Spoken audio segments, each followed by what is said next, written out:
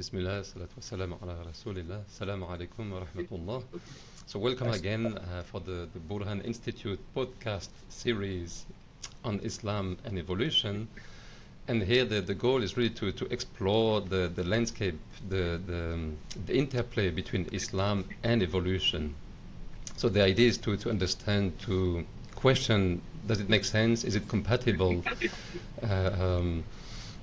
Because this question turns out to be quite reoccurring in the Muslim community. So the idea is to achieve somehow clarity by exploring the different views.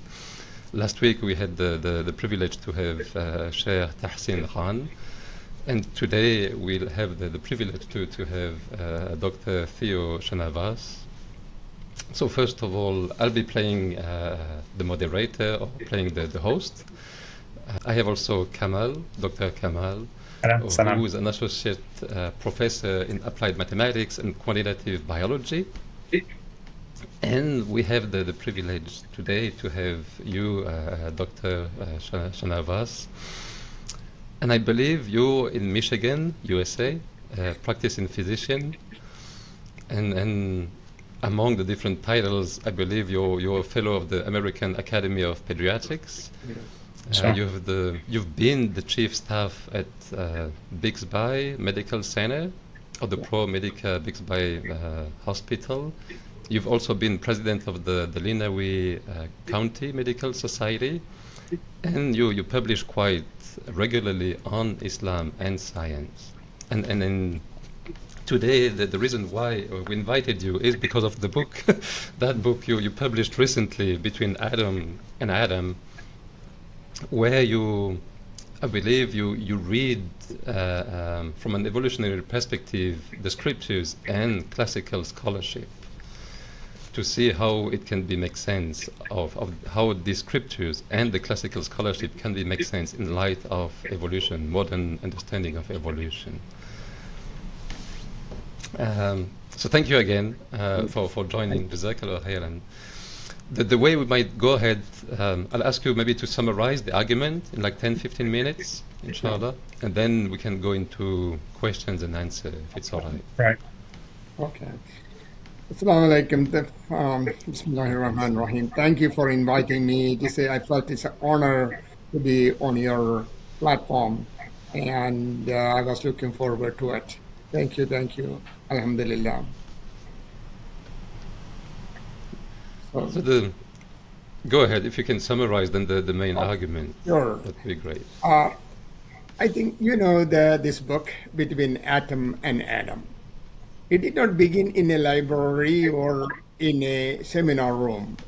It began at my dinner table about 40 years ago with a question from my teenage son. He looked at me one evening and said, "Dad, you sent me to the top school in our area to study science and sent me to the Islamic Center to learn the Quran. My science teacher told us humans evolved and apes were basically our cousins. But my teachers at the Islamic Center says God created Adam and Eve in heaven and sent them to the earth. And all of us are the descendants of Adam and Eve. So, which one is true?" That question was honest, a little uncomfortable, completely sincere. And that is the seed this entire book grew from. And over the years, I heard the same tension between the mosque and the classroom again and again from the young people. But the question is not going to go away, and it deserves a real answer. Not a dismissal, not a platitude, but a serious, thoughtful, intellectual engagement. So here is where I want to begin. We are told, sometimes directly, sometimes subtly by the culture around us, that we have to choose. Either you accept evolution and quantum physics, or you remain faithful to the Quran, pick the choice. Let me repeat again, pick the choice.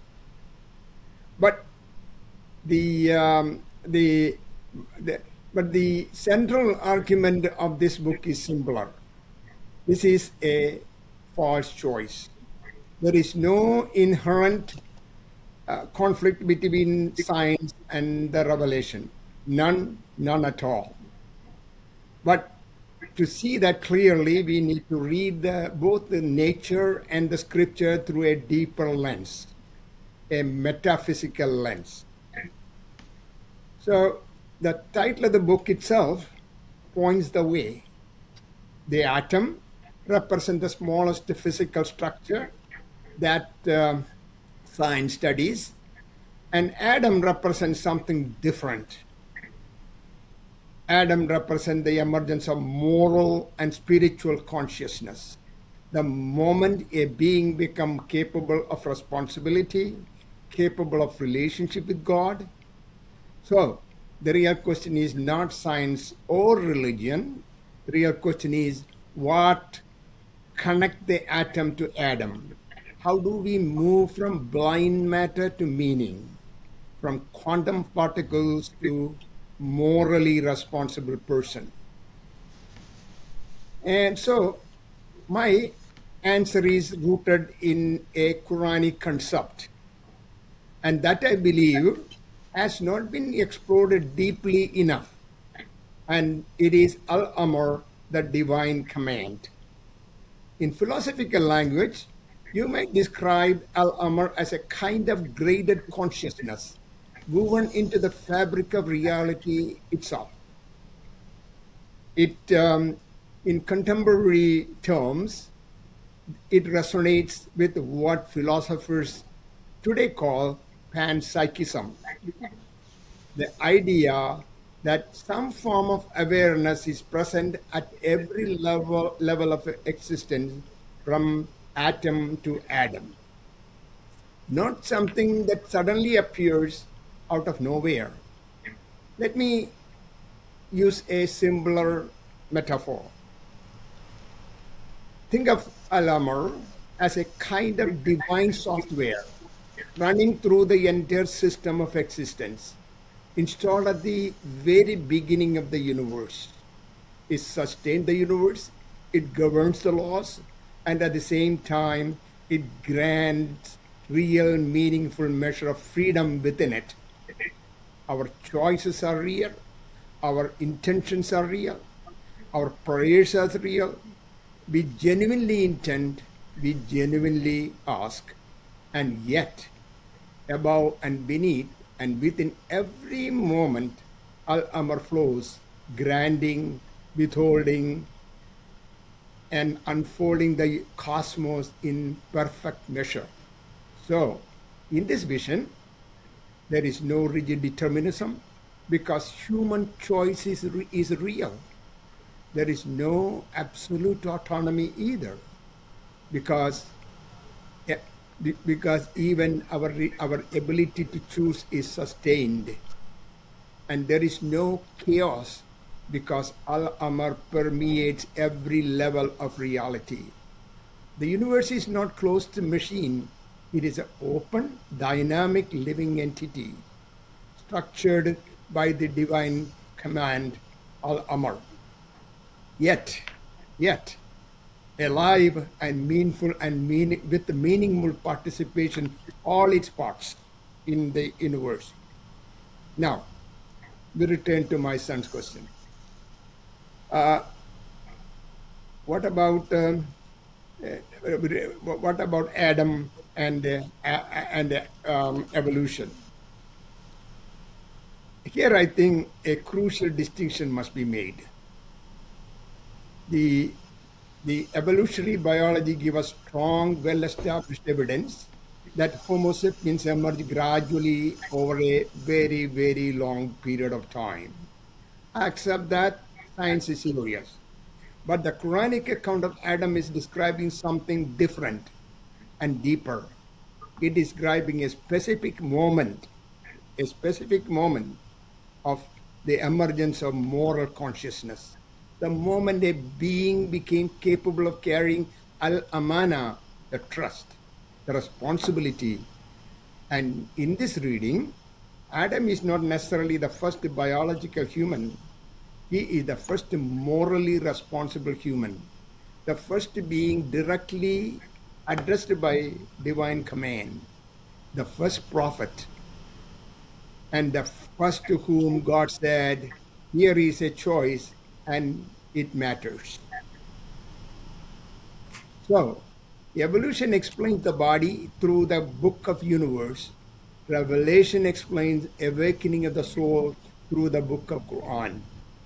They are not competing answers. They are answering completely different questions. But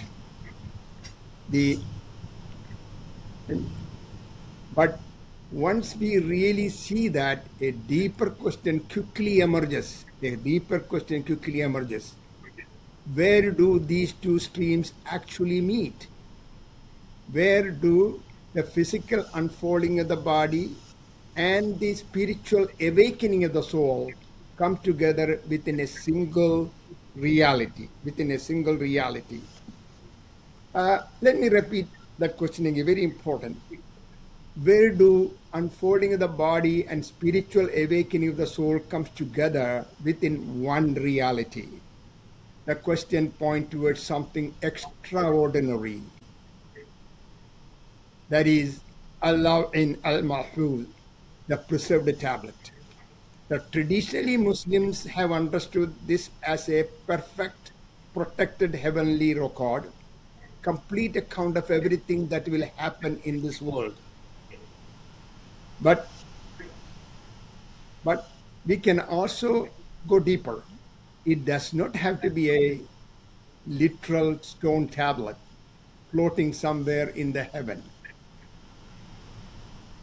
It can be understood as a description of deeper layer of reality itself, a realm in which everything is known, perfectly held, and also beautifully ordered, and from the very beginning, the material reality. Think of it as metaphorically as a complete informational ground of the universe. Repeat again, the complete informational ground of the universe. From the first flash of the cosmos to every moment that follows, everything that ever was, everything that is, everything that will be already present there. Now, not as a cold, rigid fate, but as a complete pattern held in its perfect totality.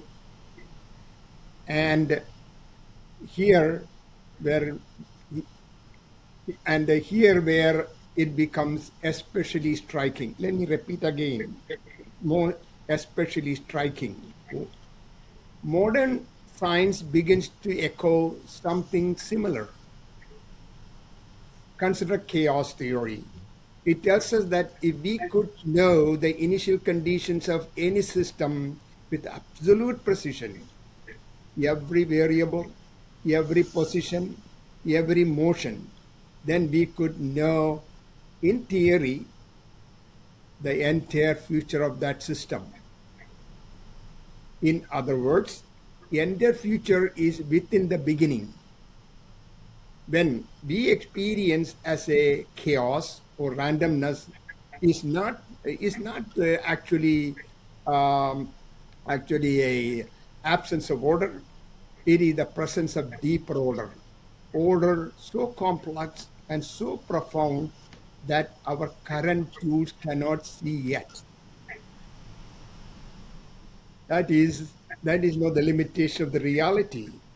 It is the limitation of our own reality to know the initial conditions. From the theological lens, this order is not written in equations alone, but sustained by something more. the ever unfolding divine command, the Al-Amr. Now, hold the thought theologically for a moment, move it into the realm of divine. At that moment of Big Bang, God did not just start the universe and wait to see how the chips will fall. He initiated it. He initiated it with a complete, perfect, and exhaustive knowledge. Every initial conditions, every possible future, every trajectory, every life that emerged, and every choice that any being ever could make. So all of it was already encompassed within that initial divine command. This gives us profound way to understand the preferred tablet, not as a physical object floating somewhere in the space, but as the totally perfectly preserved knowledge of the entire unfolding of the universe. It is a complete blueprint of reality as it exists within God's eternal now. I'm using the word now. Also, it is what we experience from the beginning of time as history, as our lives, as our lives, and also the evolution of life and the universe. All of it's already fully held within a knowledge that's, that stands entirely beyond the reach of time. And um, crucially, this does not erase human freedom. Our free choices are not forced by God's knowledge. They're simply included in it because God exists outside the time. Our yesterday, today, and tomorrow are current event in divine realm. So God does not predict future. He witnesses our entirety in. So let me conclude. If I go back 40 years back to the dinner table to answer my son's question, here is what I would say today. The journey from atom to Adam is not a disjointed leap from a lifeless matter to instant wonder. It is a long, patient unfolding of divine command within the conscious universe. You do not have to choose between your science and your faith. You never did. Truth does not contradict truth. A confident, intellectually alive theology does not fear science, it embraces it with wonder. The book of nature and the book of Revelation are come from the same source. They speak different languages, they answer different questions. But they point to the exact same reality. Let me say it, because between atom and Adam lies a sacred continuum, and honest grappling of that continuum might be the most important intellectual and spiritual task of our time. So I think that summarizes my book. Yes, mashallah. Very nice. Yes.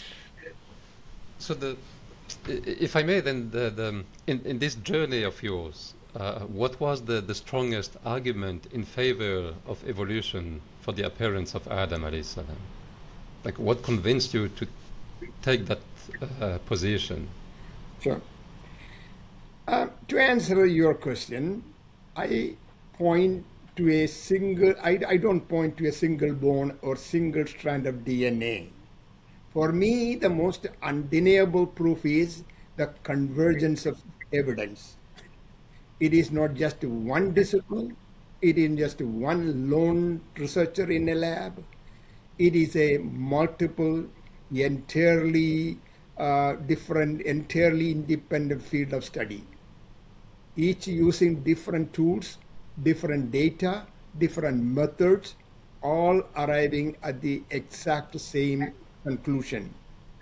Look at 6 diverse fields in science: genetics, the digital code of the life; the fossil record, the physical history written in stones; geology, the deep time clock of the earth; and population genetics, the mathematical patterns of how traits move through groups; comparative anatomy, the, the structural blueprint shared across species; embryology, the hidden map of development before birth.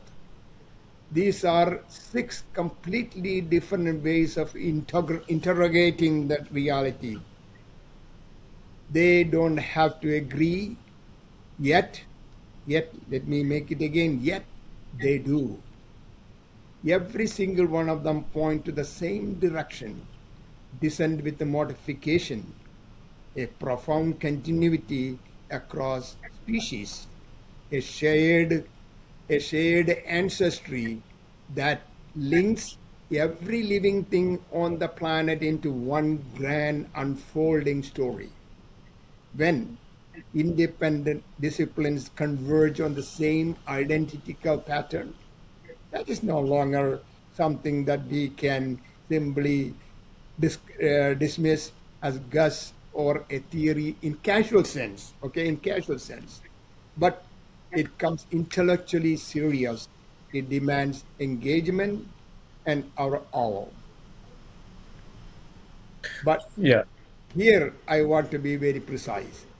This convergence of evidence does not disprove Adam alayhi salam. What changes is something much more specific: an assumption. The assumption is Adam must have been the first biological human, first member of the Homo sapien in a purely anatomical sense.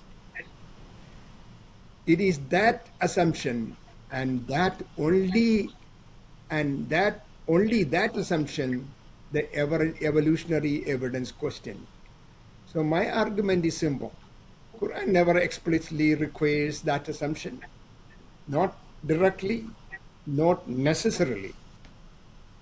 Instead, Adam can be understood as the first spiritually awakened human being, the first bearer of amana, the divine trust, the first recipient of moral consciousness, thus the first being called into responsibility. In that sense, we are dealing with the 2 different kinds of description. Evolution describes biological formation of the human body. Revelation explains the awakening of the soul. 2 different domains, 2 different questions, and once we see clearly the contradiction dissolves. And so that is the way I look at it. Can I maybe jump in here as well, just to follow up? So thanks. I think you made your case clear and your statement clear that you see the textbook account of evolution and human evolution. Just looking at the physical world, you could say you don't have a problem with that. But what's missing, let's say, from the scientific textbook is that the moral the amr, the moral, the moral accountability.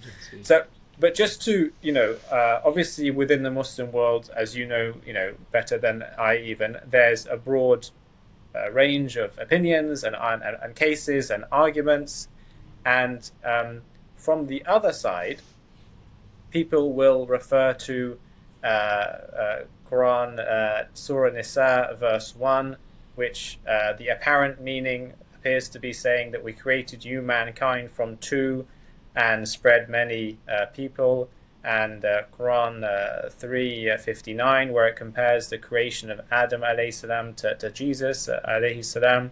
And I think it's fair to say that Muslims have always believed a literal account of, as you describe your son, it was taught in the Quran school. So why, how how do you think, or how do you address those kind of objections, or why do you think those Muslims have thought that, for all of these centuries, rather than, have they been mistaken for 1,000 years, or it maybe just wasn't an important topic for them. It's just a detail, and so it's not really. I'm just wondering how you engage the other side of the argument somehow, that people will bring in these verses and they will say that we should take them literally, and interpreting it as just a moral, the first moral human being apparently contradicts the understanding that Muslims have had, and even Christians and Jews, for 1,000 years. So how do you see that? My view is that in a free society, free discussion takes place. In the old time, in the early part of Islam, free discussion was completely all across the Muslim world. They even discussed about the universe was created or eternal. Although discussion took place, nobody tried to kill each other. But then it came into a power struggle, and it become political, and that become every discussion has been completely shut down. So further discussion did not take place, and they continue to believe whatever the authority said to them, and nobody want to question that. Most Muslims don't question things. That's why it become a standard it become a what you call, most people, it become that is the reality, that is the truth, don't ask the question. And that is what is happening in our mosque also. And asking question is something is prohibited in mosque all over the country. What we do currently is in the mosque and most of the Islamic conferences, we repeat the same inherited information every place you go, not critically thinking on that inherited information. So that's become a fact for most people and truth. Right. Thank you. Okay, I see. But then still to come back on Kamal's point, like if you take verses like where Allah says we created you from a single soul, how do you then make sense of these verses? I think this question is one of the most emotionally charged in the entire conversation. For many believers, the story of Adam and Eve feels foundational. So when we revisit the story, it feels like we are pulling at the roots of the faith. And we hear a call, slow down. Let us slow down. Not because it is not serious, but it is serious. This question is one of the most, as I said, a most emotional aspect of it. When we look at carefully at the classical tradition, we discover something very, very surprising. The tradition itself is far less settled than most people assume. Let us begin with what is often called the fall of Adam first.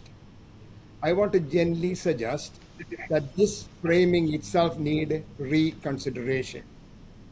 The idea of a dramatic fall from perfect heaven bringing sin into the world has more common with a later Christian theology than the Quran. Quran does not teach origin of sin. This is a different theological tradition. So let me suggest that first step, the first simple step we need to take is, but it is radical what I am going to suggest, but it is Quranic. Let us the Quran on its own terms. Where was the garden? When we examine the classical scholarship, we find something unexpected. There is no consensus where the garden was. Some scholars, Al-Qurtubi and Ashar, leans towards the heavenly garden. Others like Abdul Qasim al-Bakshi and Isfahani argue for earthly garden. And major scholars like Al-Tabari and Fakhruddin Razi leave the question open. And so why this matters? This is not a minor disagreement. It changes everything. Because if the garden is not necessarily the heaven, then the idea of a fall is not the only interpretation. The Quran uses the word ihibatu. It is often translated as descend. But translation can be misleading. In Surah Al-Baqarah, Moses used the same word ihibatu for moving into a town. Surah Al-Hud, it is used by Noah, leave the ark. So in both cases does not mean falling from the heaven. It means a transition, a change of state. So in Adam's story, get down can be understood not as a punishment, but as a beginning, a new beginning, a transition from transition of human life on earth with responsibility and accountability, with trial and tribulation from a state of peace and tranquility.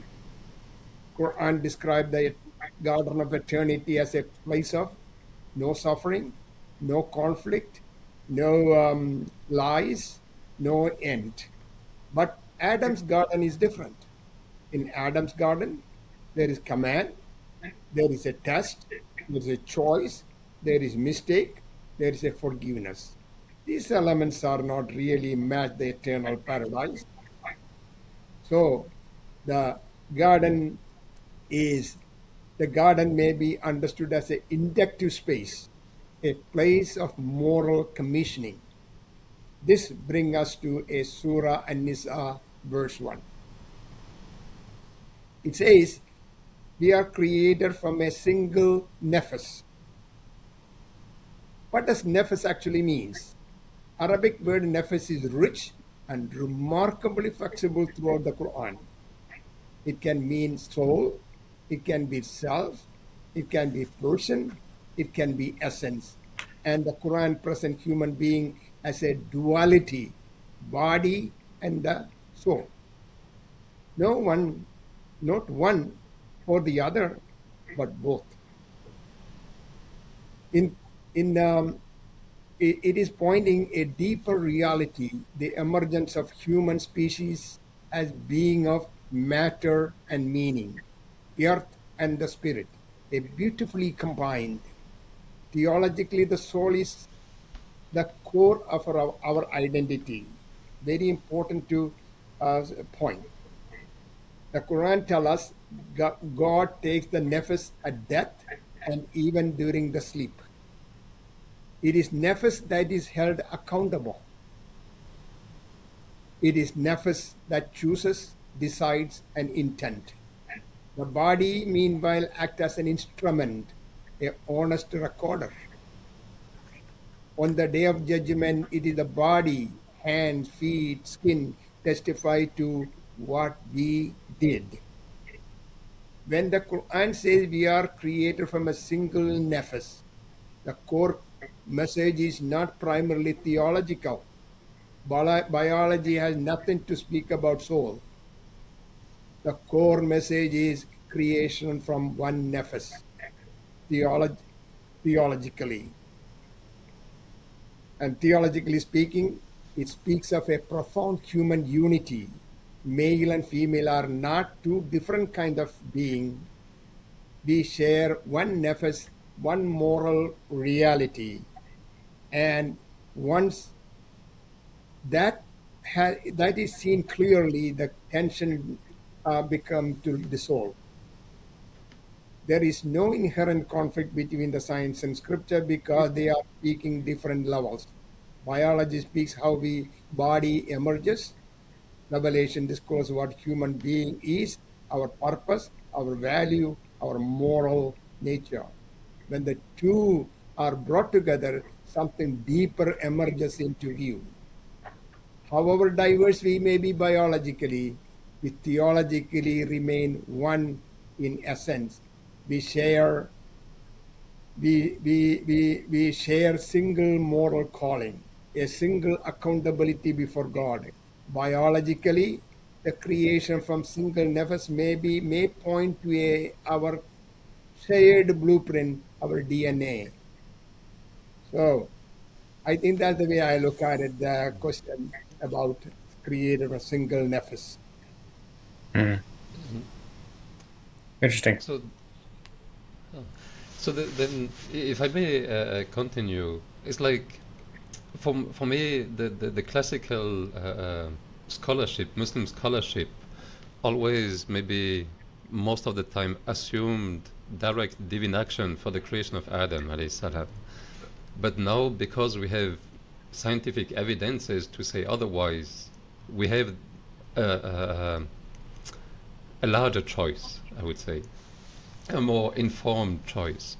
So then the question I have is like, generally, whenever you see an apparent conflict between the scripture and modern science, how do you choose? How do you try to either make them accord, coincide, or if you have to make a choice between one or the other, how do you do? You're raising a frequent question that I hear from many opposed to the theory of evolution. My response is simple. When science and the traditional reading appears to clash, I begin with the one fundamental question. What is the Quran actually saying? Not what we inherited, not what we are familiar with, but what we need to ask is what the text itself, in its own words, claims actually, where the conflict lays, where conflict really lays. And very often the conflict we feel is not between the science and the Quran, it is between the science and a particular interpretation. What happens is, as an assumption made by the interpreter gets mistaken for revelation itself, and that is a serious category mistake. Why does it matter? Because once category mistake happens, we end up defending our human interpretation rather than word of God, and those are not the same thing. That mistake pushes the believers into an unnecessary corner. If we look at the great thinkers of Islamic intellectual tradition, they did not see the conflict here. They saw harmony. They looked at the revelation and natural world are like a two books or twin manifestation of God. One is written both of them are written by the same author. One is the Quran revealed in human language. The other is the universe written in the language of atoms and four fundamental forces. But both invite us to read, both invite us to reflect. The Quran itself says to command us, travel through the earth and see and observe how creation began.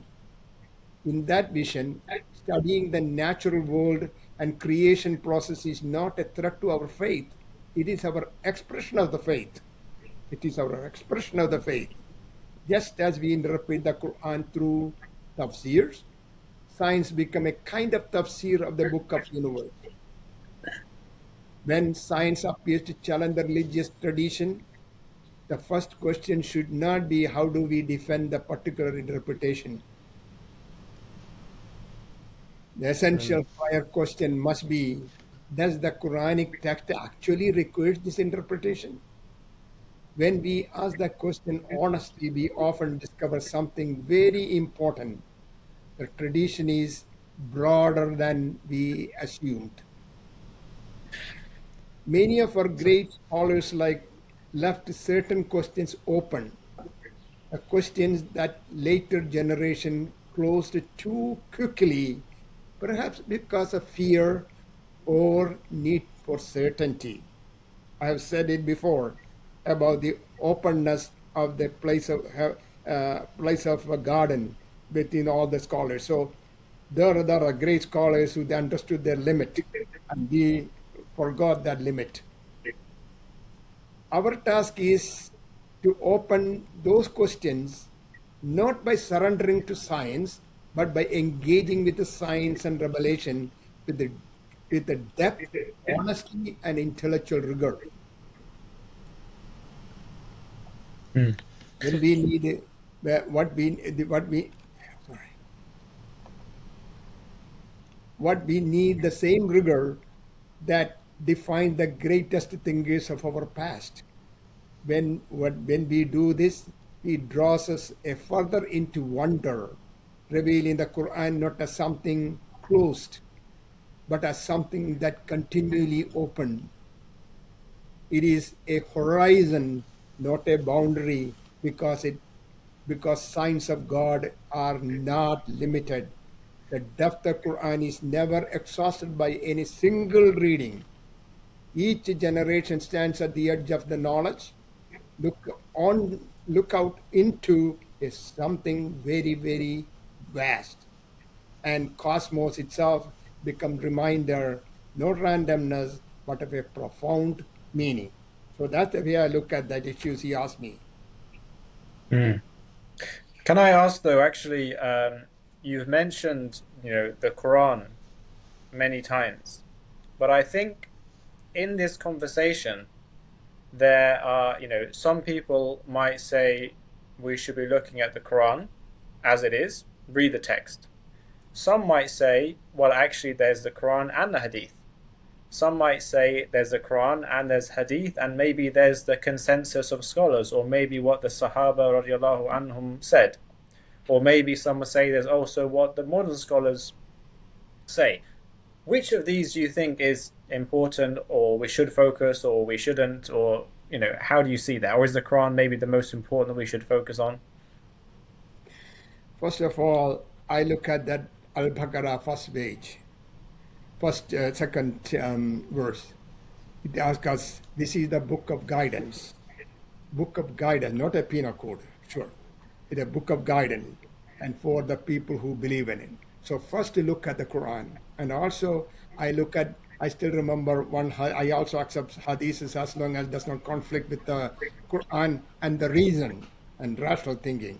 So if you look at there is a hadith in which a prophet, I forgot the name of the scholar who appointed as a judge to Yemen. He asked him, how will you decide in the case? He said, first I will look at the Quran. Then if you don't see something there, what do you look at it? I look at the prophet saying, tradition. If you don't find that, you use the reason. So that is the two things I look at it when I in this studies. Right. Very interesting. Okay, that makes sense. If I find something answered in the Quran, I don't need to go any place. That's the way I look at it. So maybe if I can just follow up on this line of reasoning, then in that process of making sense of both the scripture and modern science, what place do you give to the possibility that the science itself is wrong? Okay. The science, it could be wrong, but that's one of the greater thing about the science. Scientists do is disprove it. They are not going to prove it. That's an important thing we need to understand. All the investigations are disprove what is existing theories. Okay, and that's one of the things we had to remember. Before I went back to the previous question, if you go back to volume 2, I think volume 2 of Ibn Khaldun. There is a section on interpretation of the Quran in which he says that when the Arab people were very ignorant people, when they did not, the topic they do not understand, they went back to the people of the people of the books, asked them, and so when they asked about the creations, and they went and talked to them. They gave the information to them. So the Abdullah ibn Munabiya and others gave the really what the Torahs or interpretation of the Torahs and of the Bible told them. So that's one of the things we need to remember, that Ibn Khaldun accepted that the creation story, in fact, is transferred from the older, the previous, the Christians and Jews. Then it's in volume 2, I think volume 2 or 3, the last two pages. Okay, you asked me how do we just what is what was question? I missed. It's like if the science is wrong, what do you do?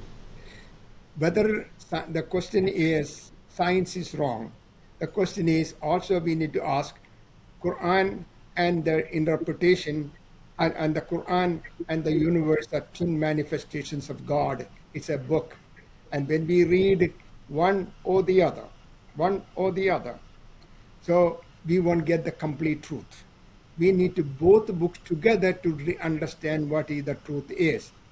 So when we see that there is a conflict between the two, keep studying it until we come to a stage where both come together. That is the real truth. That's the way we need to go. And that is usually the scientific way of looking at it, and that is the way to look at the Quran and the universe. Both of them, as I said before, both books are from the same author. You cannot conflict. So we have to, in our life, we could not, next generation will find the answer. For example, okay. No, that makes sense. No, if I may dig a bit more in the specific argument in or examples that you write in the book, one of them to show that Adam alayhi salam was not alone, that there were other humanoids around him. You analyze more specifically a verse. I even forgot the verse, subhanallah. But within the verse, there's a particle used, thumma, and that thumma, you analyze it as implying succession from a previous hominoid to Adam. But then you, in another part in the same book, you also mentioned that thumma does not necessitate or necessarily imply succession. It could just mean end. The same way when Allah describes the creation of the heavens and the earth, He mentions the earth first, thumma the heavens. And in that case, it's not succession anymore, or timely succession. I think, let me say this upfront. This is probably the sharpest and most technically precise question we have discussed today. I should stop. It is technical, but I wasn't wondering. And it's like I apologize. It's like when I read when I read books, I like to write notes in the pages. So whenever I see something that strikes me, I keep note of it. Otherwise, I forget. It is a fair one. The issue is simple. Let me restate the question. The issue is simple. In one part of the book, I read the Arabic word thumma as indicating sequence, events for unfolding in a specific order in time. But in another place, the Quran describes creation, where the Quran describes the creation of heaven and earth. I don't treat thumma as a strict chronological marker. So the question is, am I being consistent? Simply reading the word in whatever way suits the argument? Or to answer that, we need to understand the Tumma actually means. It is fascinating how Lane's lexicon reinforces the classical position. Tumma does not have a single fixed meaning. Yes, very often indicates sequence. For example, this happened, then that happened. But that is not the only function. It can also work rhetorically. In some case, in context, Tumma function more like strong and. It functions as a climactic coordinator without implying timeline. In other cases, it signals emphasis such as, for example, and beyond that. And more importantly, classical scholars understood this clearly. Samakshari, for instance, explains that meaning of Tumma is determined by the context, not by the rigid rule. It, in passages describe the creation, such as Surah Fusilat, many scholars understood Tumma as rhetorical, meaning that Quran is not laying out the scientific timeline. It is emphasizing the scope of divine creation. Now, contrast with that of narrative Adam. Here the Quran is telling a story. The characters act, choices are made, consequence follows. In this context, Tumma naturally carries a sequential meaning because this is how the narrative works in Arabic or any other languages. And importantly, narrative Adam, my argument does not rest on the grammar of Tumma alone. It rests on convergence of scientific evidence, Quranic evidence, classical interpretation, and concept of Khalifa as a successor. So we will talk about that later. The principle is simple. Context determines the meaning. That is not selective reading. That is how the language works. For English, a word and can mean sequence, addition, contrast, or emphasis. We understand the meaning from the context. From the context. In closing, Tumma is not a clock. It's always ticking all the same way. It serves the meaning of passage in which it appears, not the other way round. Right. Okay, that makes sense. I don't know, Kamal, if you want to continue, otherwise I pursue. No, it's okay. I had some question later on, but maybe you can continue. Yeah. So so you mentioned also in the book you read classical scholarship with that evolutionary lens, and you advocate or you argue that people in the past already had this idea of evolutionary, maybe biology, of an evolution of human beings. And you give different passages. And when I read these passages, I feel sometimes that it's a forced reading, evolutionary reading of this text, because I could relate them much more to, do you say, reincarnation in Hinduism or rebirth in the Greek mythology, more than evolutionary biology per se. Let me begin let me answer the question starting with a question myself. When classical Islamic sources speaks about transformation, how should we understand that?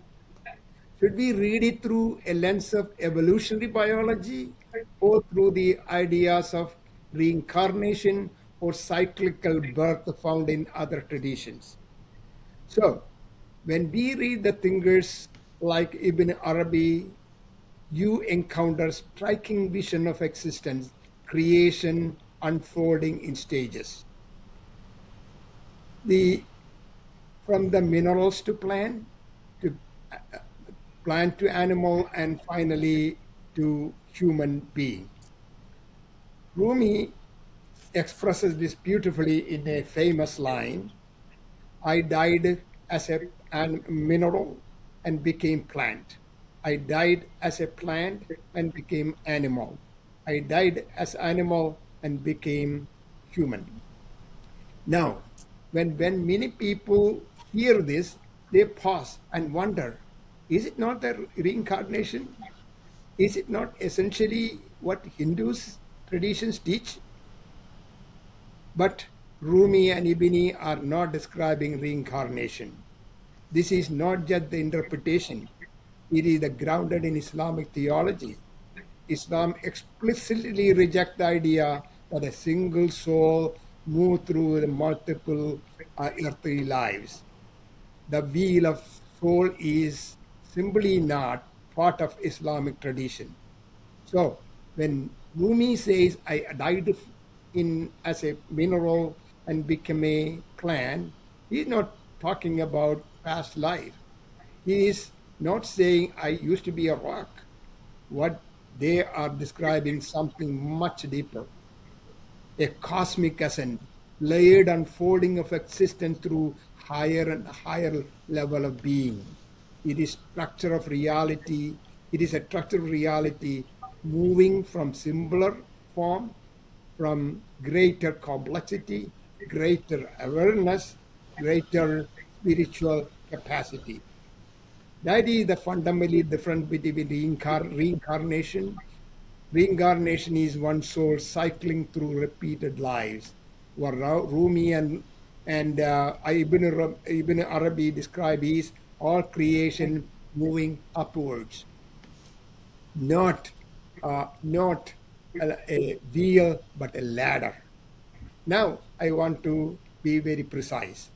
I'm not claiming that Rumi was a hidden Darwinist. I I'm not claiming Ibn Arabi anticipated modern evolutionary theory that would be anachronic. I think I may have made a mistake in the book. And what I am saying is more careful. These thinkers articulated graded ontology of life. They saw a worldview in which creation unfolded in ordered stages, higher form emerging from the lower form. That is a continuity across spectrum of existence.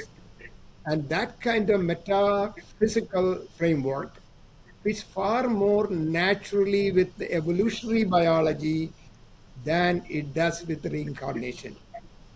Because between atom and atom, we are looking at a ladder, not a wheel. Could I maybe follow up on this one thing? So this idea of the hierarchy or scale or levels of creation, many people I think would say that this is part of a scala naturae, like the natural scale, the scales of sort of the great chain of being from lower beings to higher beings to humans to God. So they would see a continuity. I'm talking about in the past. They would see a continuity, but not that one is changing to the other, but just they are side by side in terms of like plants are living alongside animals, are living alongside humans, which are alongside. So I'm just wondering, you know, why do you think that should imply a evolution from one to the other rather than just the way that people used to see it, which is one is here and one is here, and they just exist as fixed species but within a chain of being? The thing is, I said it before, the universe and the Quran is twin manifestation. So when we read the book of universe and we study the realities in this world, we see that changes. For example, give you an example.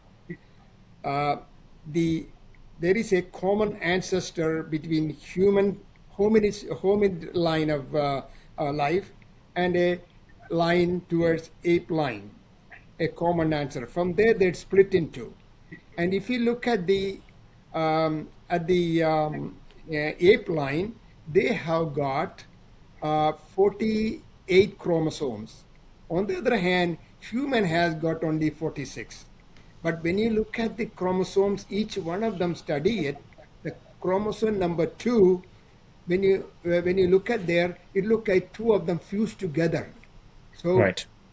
fused together. So that gives the idea that it has been changed in some way. And then in my book, I explained it there. There is a that how the my memory I cannot It's okay. bring it back. There's a one verse there created in I created with the different parts. One verse there. So this is we are putting together two things together come into picture. So when we look at the real experience, then look at the Quran, then we can understand that this is not no Quran, the stages of development. So the physical evidence give us the evidence that it is not, Right. yeah, the Okay. Greek Yeah. idea. Yeah. Yeah. And also very important, others like, which we'll be talking later, that Al-Jahiz has said that we changes with the environment. I will come to that later.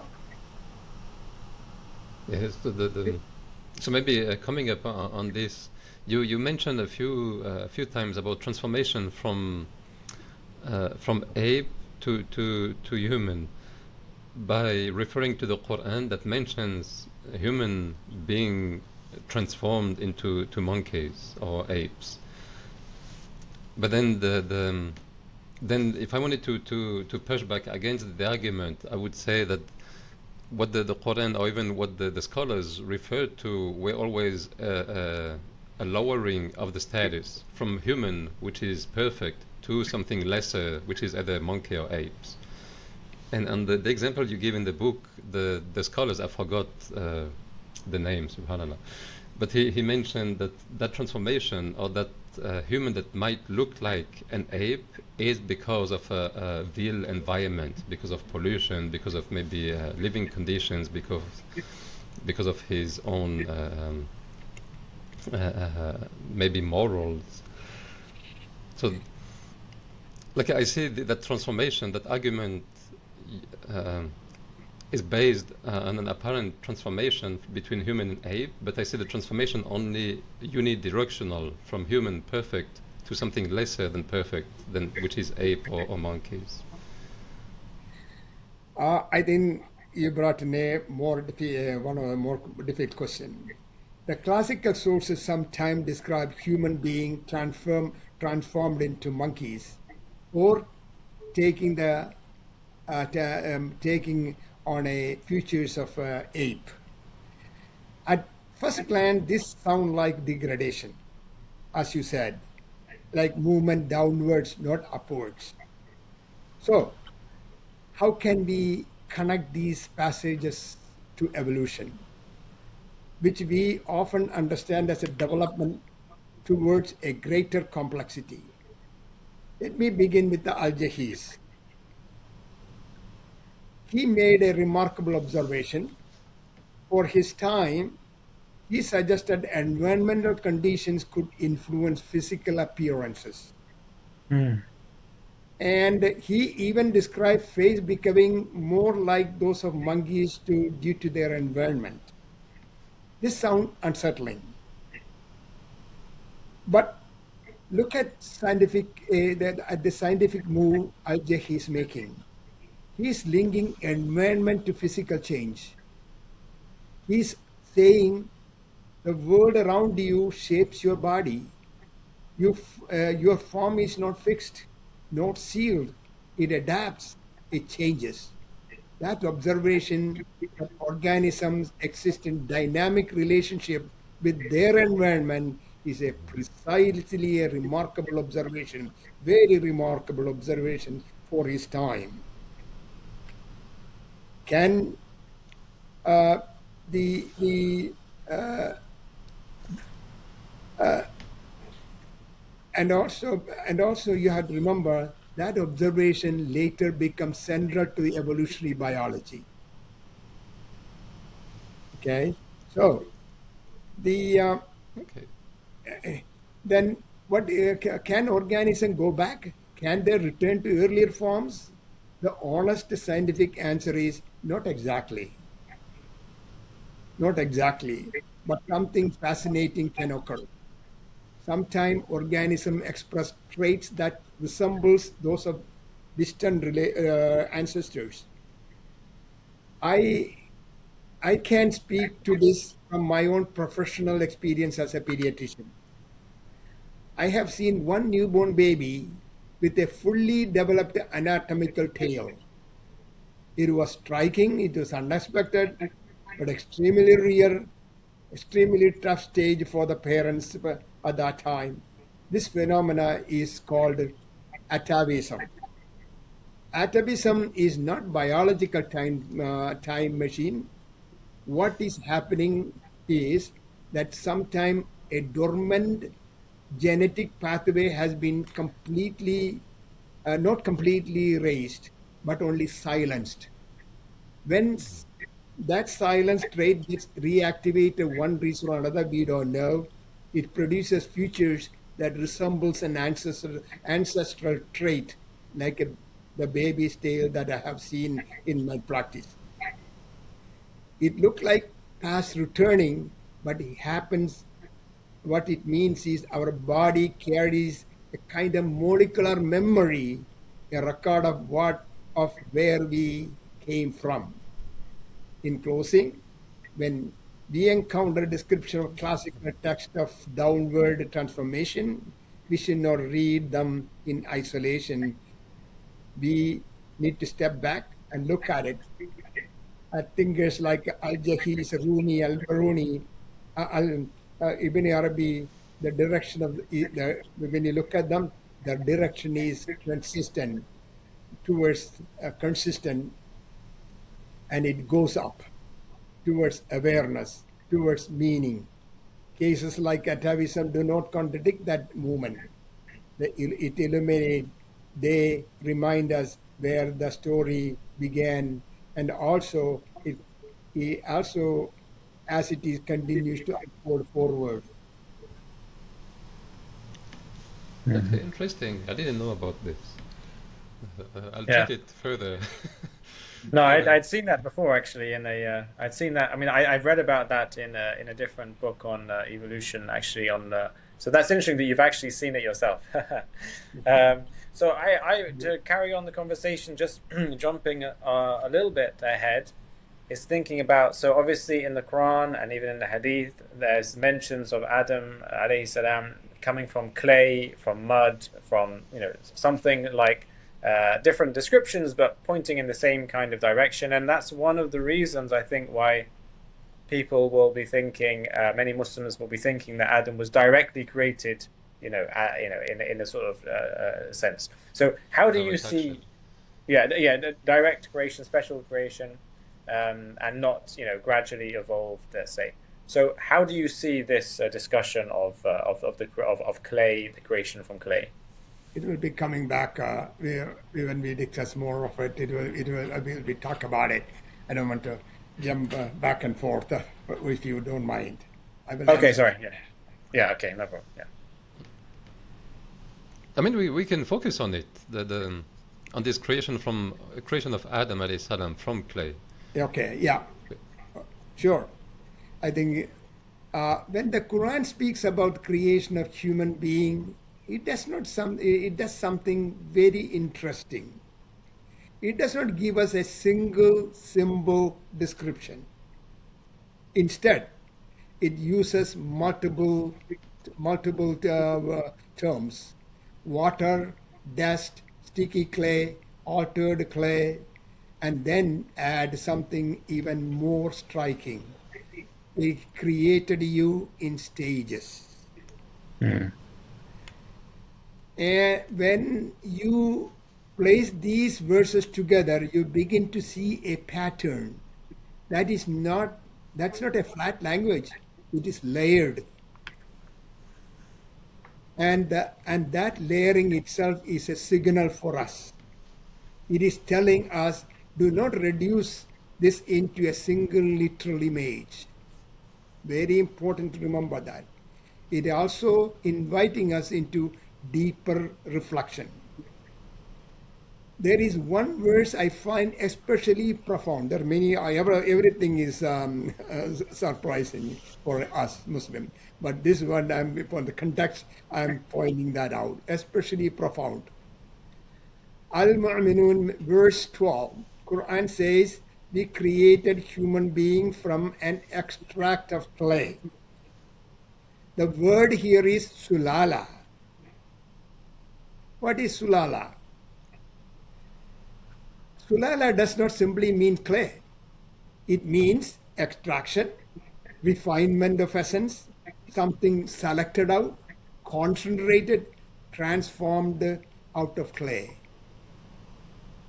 So, what we read here is a language of process, transformation and emergence of over a time. And this is not a language something crude or instantaneous in earthly time frame. It is a language of development. What is remarkable is that the recent research of origin of life suggests that certain clay minerals may have played a catalytic role in the early prebiotic chemistry. Clay has unusual properties. It can concentrate molecules. It can help to form complex chains that are the precursors of life. In that sense, it may have functioned as a natural scaffold for the emergence of life. So, the very substance that Quran names appears in science as a plausible stage in the pathway towards living system. And so now I want to be, but at the same time I want to be very clear. Quran is not teaching chemistry, its purpose is theological. But its language remains fully compatible with the gradual material development of life from the elements of the earth. And there is something even more beautiful. The element that make up of our bodies were forged in cores of stars. And the iron in our body and calcium in our bones all formed in ancient stellar process. So when the Quran says that human beings come from clay, the science add layers of details to that statement. It tells us that clay itself came from. So this is what the Book of Universe teaches us, along with the Quran, and come to the truth of our time. Interesting. And so the clay is our biological ancestry. Let me finish that up. The clay is our biological ancestry, our grounding on the earth. The Quran does not stop here. After describing the formation of the body, it introduces a second pole, breathed into him his spirit. This breathing through a ruh is the bridge, the celestial spark breathed into earthly form. Not limited, not selective, but shared across all humanity. Adam emerges as a prophet after being taught. After they taught the names of all things. That means gift of language, discernment, and true perception. From this union of spirit and meaning arise the pillars of our humanity. Moral consciousness, the fitra, the inner compass inclined towards truth and beauty. Moral responsibility, the capacity to reflect, choose, and to answer for our choices. And the weight of amana, the sacred trust to recognize knowingly and freely our relationship with the Creator. We alone inherit this tension, tethered to the earth by the clay, yet drawn upward by the light. Finally, evolution. Poetic. Finally, the evolution may describe how the clay become human. Revelation tell us the human become Adam, original, and the original calling is divine.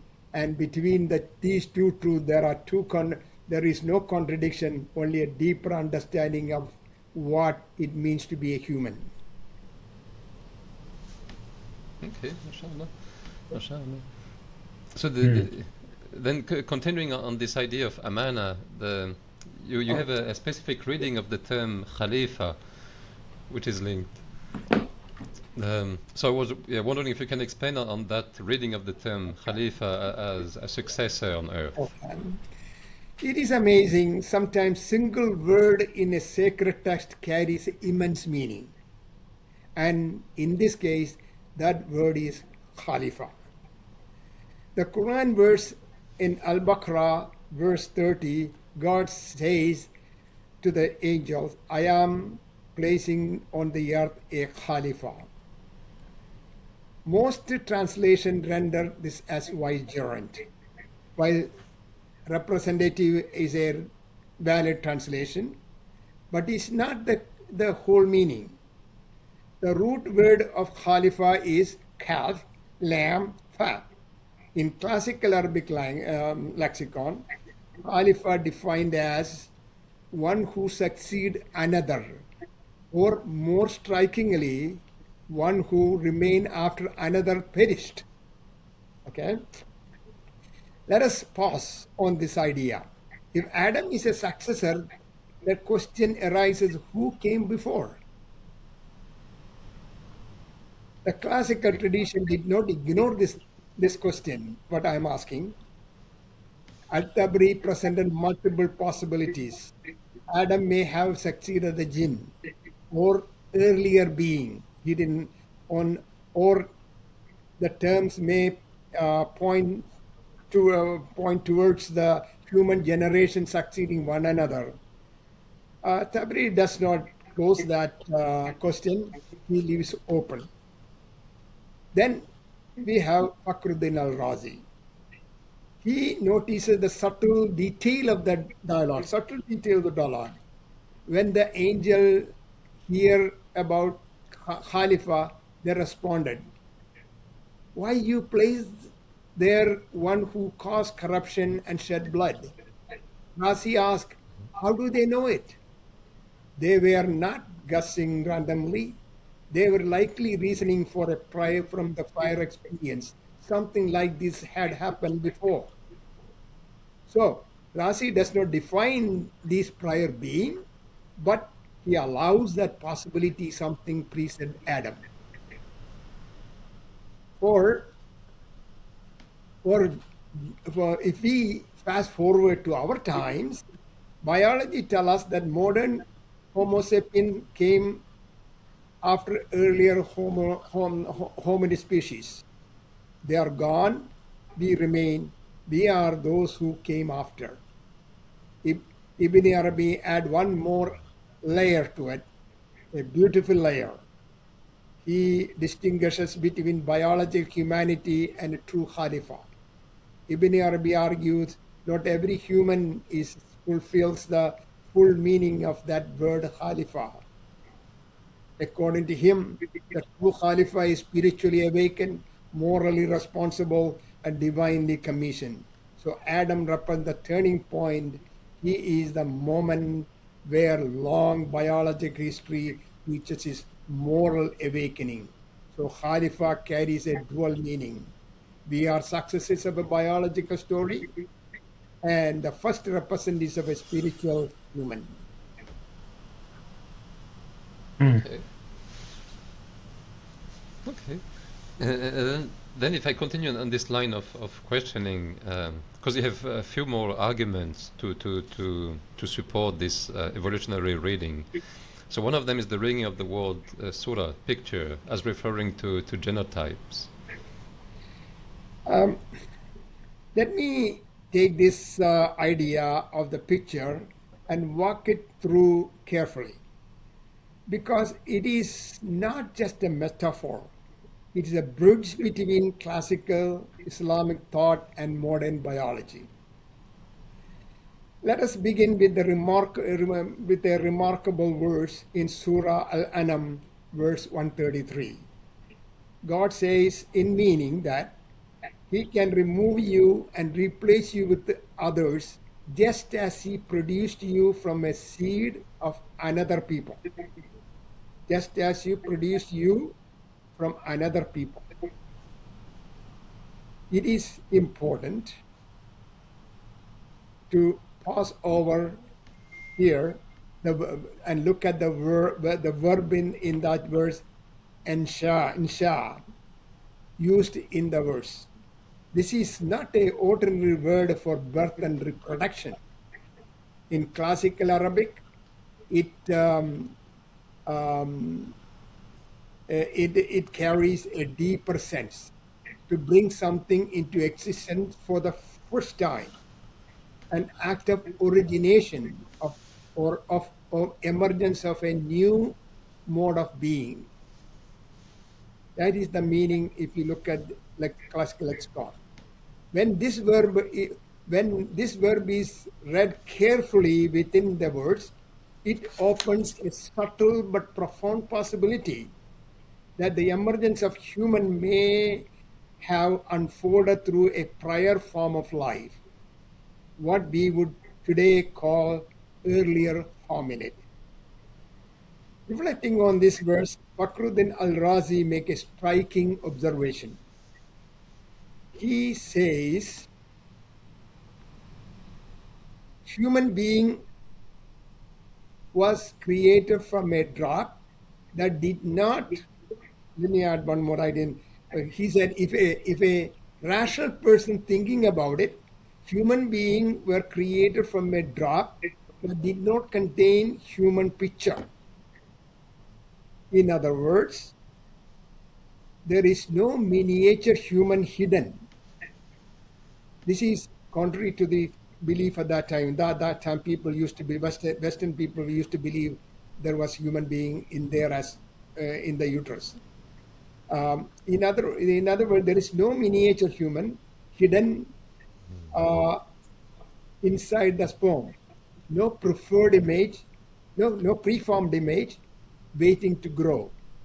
For Razi, the form appears gradually in stages under divine command al-Amr. Now, let us fast forward to modern genetics. We can understand this picture in Razi as phenotype. Phenotype is what we see, your visible body, your features, your colors, or the outward appearance. In other words, the outward appearance is phenotype. But that visible form is not preloaded as an image. It emerges from a genotype, the DNA, the encoded information. Genotype is not a picture. It is just an instruction, but a program. Over time, through development and gene expression, that program unfolds into visible human form. So, when the Quran speaks of being created from the seed of another people, when the Razi insists that human picture is not already there, we can see something remarkable, a conceptual openness. That is very important. We see a conceptual openness in a gradual emergence. Earlier hominid population could carry genetic potentials that did not yet express in a full modern human form. And over a time, that picture emerges, and we are one of that picture. The point is not that Quran predicts genetics. That would be too much. The point is that classical thought already allowed for development, for unfolding, and for emergence over a time under divine command. And in this sense, there is no conflict, only a quiet and profound resonance. I see. I see. And then another argument that you put forward is the genetic bottleneck for speciation. Okay. If you can explain on that. Okay. Let me begin with the science here. What do you mean by genetic bottleneck? Imagine a population with 1,000 people in the whole population, and suddenly that population became very small.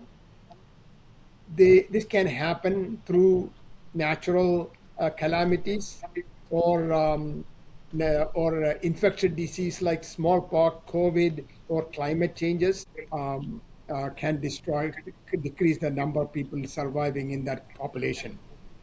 And sometime a isolated community may split away and live together in one area.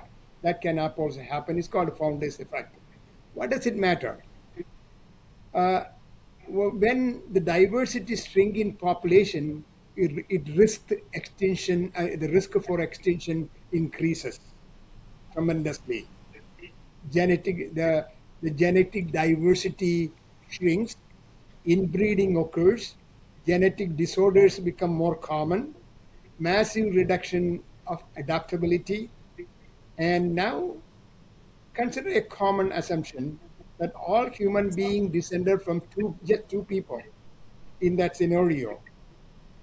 And two individuals, in our case, Adam and Eve, carry very limited genetic pool. At most 4 copies of each chromosome from both together. The complex for a complex species like Homo sapien, this is not enough for long-term survival. And but our DNA tells us something more in this matter. Why the bottleneck work in this scenario?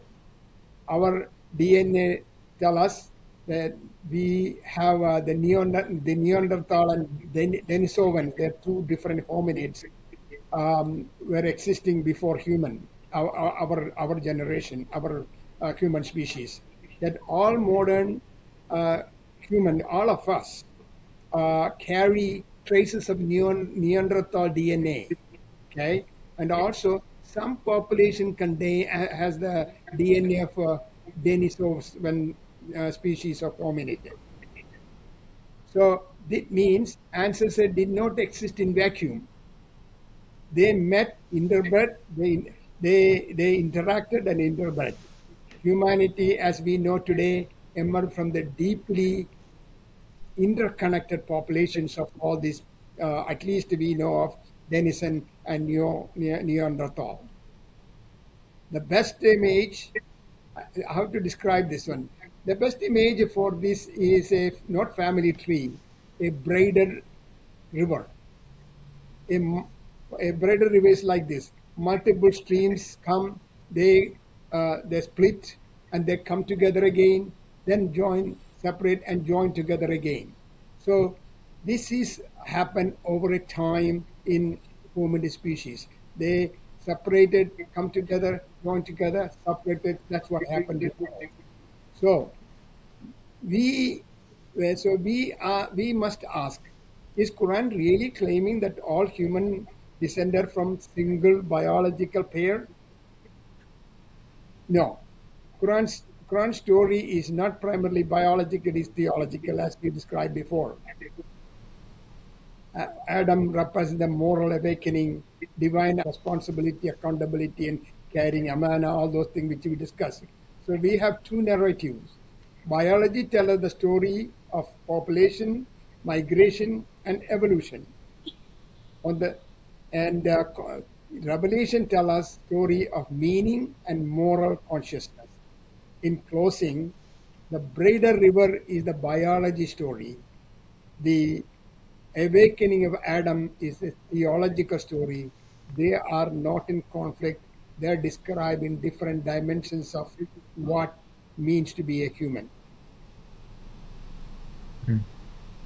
Okay, so then a question that came from the last interview, the last podcast, was if you accept that Adam had other hominids around him, does that imply that at least Adam's descendants were breeding with other hominids that were not morally at the same level with animals, basically?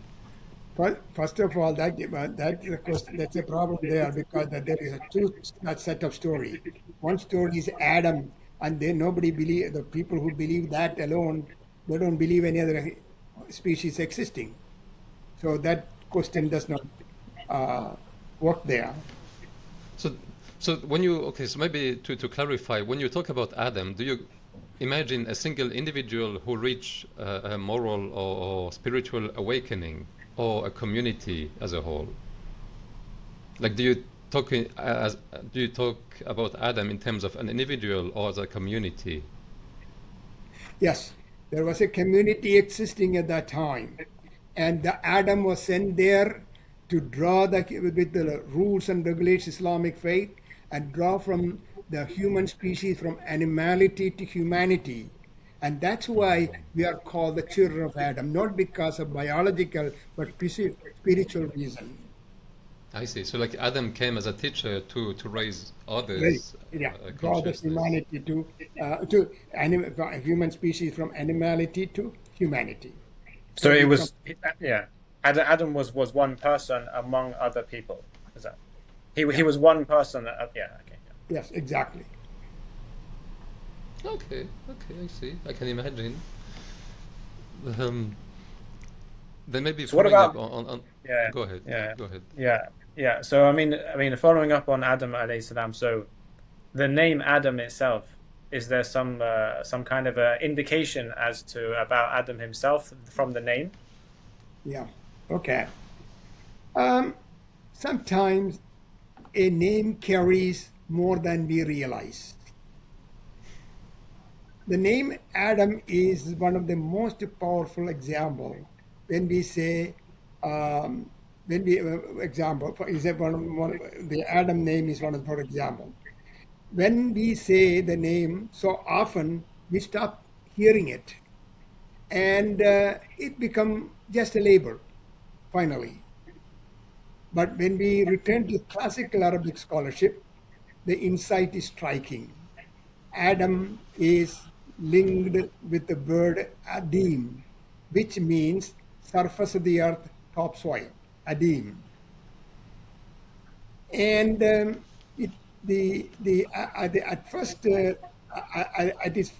its most basic level, Adam means one who comes from the earth, formed from the soil, from the clay, from the dust. Notice this. He is not named after light. He is not named after fire, not after heavens. He is named after earth. And there is another second root for the Adam, al-udma, describing the deep earthly brown tone. Deep earthly brown tone. The great scholar Ibn Manzur in Lisan al-Arab explains that Adam was named because he came from the earth and because of his complexion reflects his color. Now, consider something striking. Modern genetics traces the origin of human species to Africa. So, classical understanding of Adam's name pointing towards the earthly, dark, complex, first human. In closing, the name itself points towards earth, materiality, and diversity. Adam means earth, and earth was never symbol. Nice. And then maybe to wrap up, what would you respond to people, to other scholars who say that believing in direct divine action for the creation of Adam is part of the creed itself? It is a very sensitive question, and the concern truly deserve to be taken seriously. It comes from a genuine place, desire to stay faithful to revelation and to honor Adam alayhi salam. But my response is actually quite simple.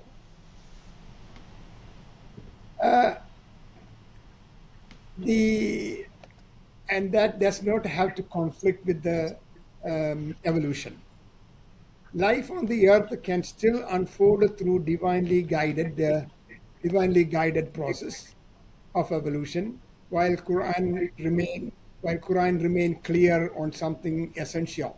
Adam is created by God intentionally, directly, or for purpose. The verse says that speak clay of God breathing spirit into him and of his command be it is all converge to one single truth. Adam's existence is not random, not accidental, and never outside God's will. That is the heart of the Islamic belief. I accept that. Now, the real question is this: what do we mean?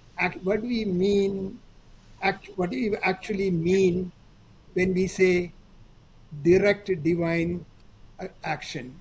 What do you mean by that? What is directly God created? In Quranic view of the word, everything ultimately comes from God. Rain falls, the clouds, the wind, evaporation, natural process. Till God says, "He send it down." And child is born through biological means, embryos develop, plants grows, ecosystem unfold, but all under the divine command, Al-Amr, under be and be it there. Or is it possible God shaped human form through a long guided process of evolution and then single out Adam in a unique, decisive way? For those who find evidence for evolution compatibility, the second opinion becomes very coherent way to understand the text. Notice it does not give up any of the essentials. Adam still especially created by God and still received divine spirit, ruh. And what this view suggests is something like this. God may have prepared human biological form over a long span of time. And then with Adam, there is a unique moment, a moment of awakening, moral responsibility begins when spiritual consciousness is entrusted in him. In closing, on that understanding, Adam's creation is still direct, still special, still intentional, even if his material body has a historical history behind it. Okay, and I realized I never defined direct divine action, divine action. So the maybe on that point, so by direct divine action, I mean that from a science perspective, the materiality of this world seems to follow some rules, and I would believe that Allah can halt these rules. Can Yes. suspend momentarily these rules. That's what I mean by direct divine action. You know, there is a verse, we all know there is a verse on the creation of Jesus and about it. The verse is the creation of Adam is a mattal of Jesus. Is that right? Is Yes, it yes. like The 359 we discussed. exactly like Jesus? Okay, so the reverse is also true. The reverse has to be also true, otherwise it won't be exactly the same. In other words, Jesus had a mother, had a pregnancy lasting about so many months. She had severe pain and delivered the baby. So that also has to become part of Adam. So my view is that Adam also had a mother. God created out of the mother, changed a mutation, and had created a, the Adam. So, in other words, this is the way I look at the Quran and outside the world. Everything is a sign for us. Everything is a sign for you, for Muslim who believe in the Quran. What is in the Quran? What is in the universe?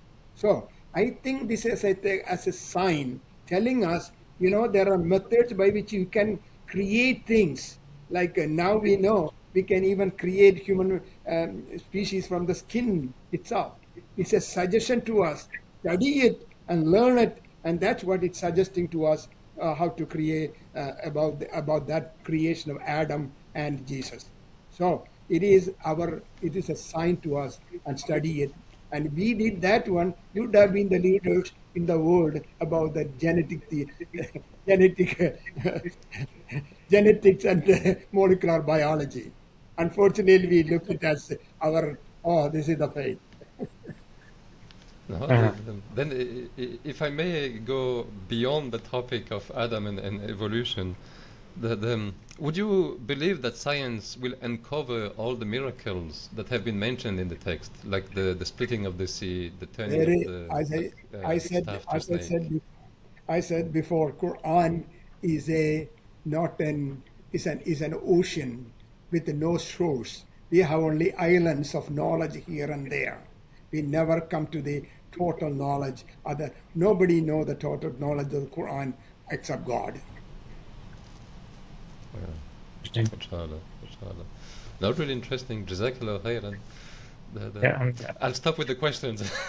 Although I have many more, but I'll stop here. Inshallah. Kamal, I don't know if you have any. no, thank you. I think Comments. we've discussed many topics. Very interesting to have that discussion. Thank you. Thank you very much. Thank you for me asking me to come over. Thank you very much. No, Jazakallah. It was really informative. Right. Thank you. Thank you. Assalamu alaikum. سبحان ربك رب العزة عما يصفون السلام على المرسلين والحمد لله رب العالمين وجزاك الله خيرا.